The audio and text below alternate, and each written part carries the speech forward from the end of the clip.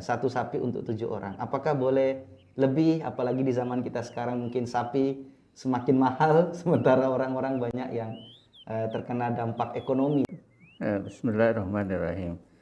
Kalau kita merujuk pada hadis Jabir bin Abdullah radhiyallahu anhu, qala kharajna ma'a Rasulillah sallallahu alaihi wasallam muhallina bil haji fa amarna Rasulullah sallallahu alaihi wasallam idza ahlalna an nuhdiya wa an nastarika fil ibili wal baqari wa kullu sab'atin minna fi badanatin. Panaharna al-ba'ira an sab'atin wal baqarata an sab'atin. Wa qala rajulun li Jabirin ayustaraku fil badanati ma yustaraku fil jazuri qala ma hiya illa minal buruni. Nah, para pemirsa dimanapun berada, kalau hadis ini dibaca secara tekstual memang kita mencermati bahwa setiap lembu itu saham yang ikut di dalamnya itu adalah 7 orang. Lalu unta itu juga 7 orang. Tapi untuk singkatnya ya, hadis riwayat Abdullah bin Abbas menyebutkan bahwa untuk jenis al-ba'ir, unta jenis al-ba'ir itu diperuntukkan di asharotin untuk 10 orang. Nah, kita di sini bisa membaca bahwa kata 10 orang itu dianalogikan kepada jenis hewan yang bisa disembelih sebagai hewan binatang kurban. Bahimatul an'am. Nah, karena itu kata al-baqar pun atau al-baqarah pun masuk di dalamnya. Jadi kata al-ba'ir itu bagian kecil dari bahimatul an'am. Masuk di dalamnya adalah al-baqar atau kalau di kita al-jamus ya. Dan seterusnya. Karenanya dimungkinkan sesungguhnya angka 7 itu berubah jadi 10. 10 orang. Bukan dari sisi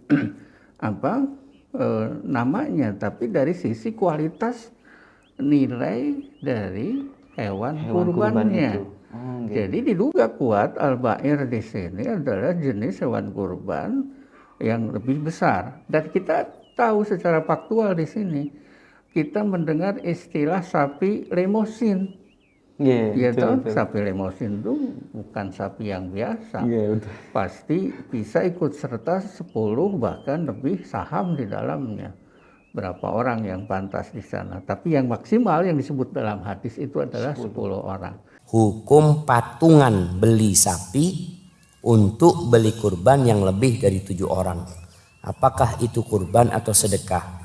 Terus kalau dia sedekah, apakah dagingnya boleh kita makan? Ya, yang patungan lebih dari 7 orang, supaya jadi korban, berikan kepada 7 orang. Umpamanya ada 20 orang. 20 orang nih yang patungan sapi. Sudah. Lalu mereka sepakat sudah sapi ini untuk 7 orang. Untuk fulan, korban. Jadi yang lainnya itu telah memberikan haknya kepada 7 orang. Jadi akhirnya sapi ini milik 7 orang. Awalnya belinya 20 orang. Tapi kemudian dijadikan untuk 7 orang. Sudah, ini buat fulan, sudah antum korban. Maka jadi korban. Tapi kalau 20 orang tetap enggak, ana ini korban, enggak. Ana juga mau korban. Ya sudah, tahun ini biar fulan, enggak. Akhirnya tetap 20 orang, maka itu sapi ya buat daging. Buat daging, potong. Antum mau sedekahkan silahkan.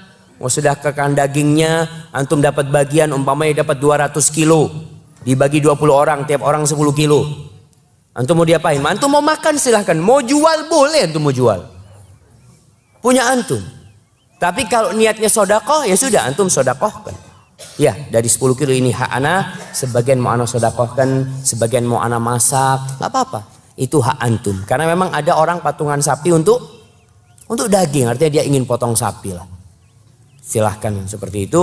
Tapi kalau ingin dijadikan korban boleh, asalkan dengan catatan diberikan kepada 7 orang.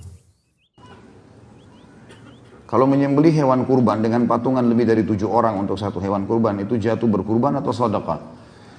Ya tentu saja ini khilaf di antara ulama. Kalau misal betul-betul orang tidak mampu, ada satu ekor sapi misalnya, sapi itu harganya 5 juta. Ada satu komunitas muslim tinggal di luar negeri, nggak punya kemampuan sama sekali.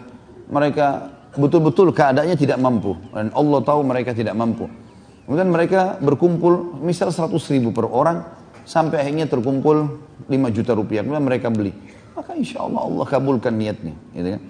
Karena tidak ada secara khusus larangan kalau lebih dari 7 orang dianggap tidak sah. Enggak, kita bicara afdoliyahnya. Kita lebih tepat mengatakan afdoliyahnya maksimal 7 orang.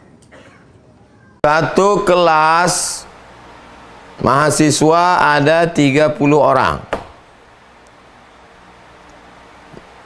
100.000, 100.000, 100.000, terkumpul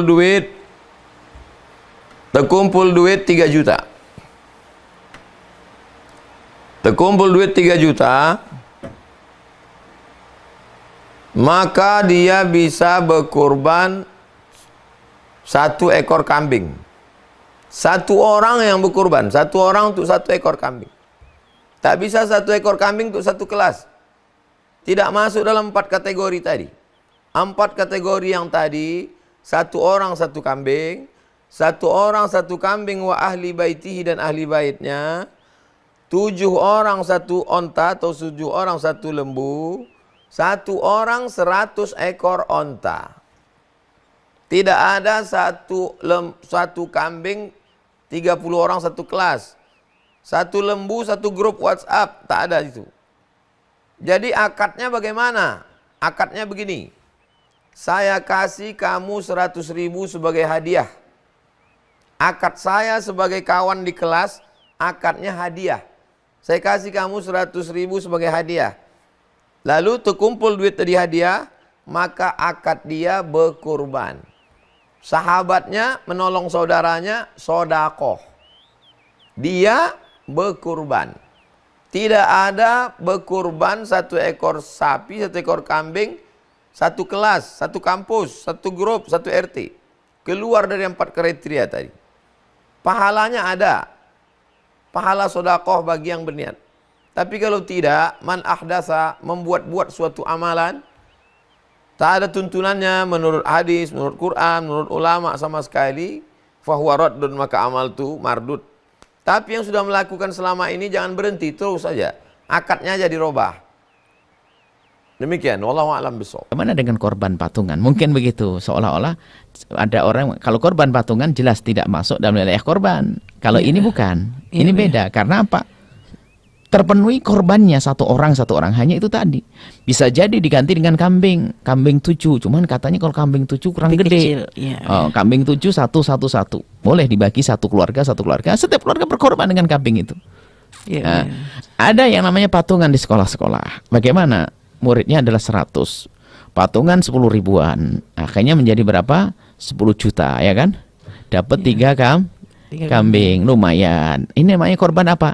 Korban-korbanan, karena bukan begitu korbannya, akan tapi tetap mendapatkan kesunahan sedekah dan berlatih untuk berkorban, nggak apa-apa. Karena itu anaknya orang kaya juga ada yang nyumbang di sekolahnya untuk korban, tapi di rumah juga korban. Jadi itu hanya untuk melatih saja. Paling tidak hari raya itu harus bersenang-senang. Jangan dilarang. Maknanya tidak sah itu bukan dilarang.